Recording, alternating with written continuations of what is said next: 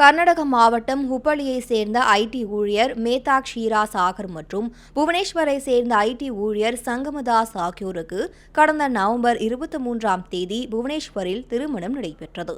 இவர்களுக்கு டிசம்பர் 2ஆம் தேதி ஹுப்பள்ளியில் ரிசப்ஷன் நடைபெறவிருந்தது. புவனேஸ்வரிலிருந்து மும்பை வழியாக பெங்களூருவிற்கு இண்டிகோ விமானத்தில் டிக்கெட் புக் செய்திருந்தனர். இதனிடையே இண்டிகோ நிர்வாக கோளாறு காரணமாக விமானங்கள் ரத்து ஆகின. இதனால் புதுமண தம்பதி அவர்களது ரிசப்ஷனுக்கு வர இயலவில்லை. ஆனால் அவர்களது ரிசப்ஷன் மேடை ஏற்கனவே அலங்கரிக்கப்பட்டிருந்தது. விருந்தினர்கள் வந்திருந்தனர் மற்றும் அனைத்து ஏற்பாடுகளும் செய்யப்பட்டிருந்தன.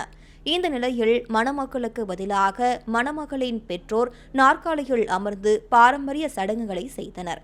இதற்கிடையில் மேத்தாவும் சங்கமாவும் புவனேஸ்வரிலிருந்து வீடியோ காலில் விழாவில் கலந்து கொண்டனர். வீடியோ கான்பரன்சிங் மூலம் அவர்களது உறவினர்கள் வாழ்த்துக்களை தெரிவித்தனர். இந்நிகழ்வு குறித்த வீடியோ தற்போது இணையத்தில் வைரலாகி வருகிறது.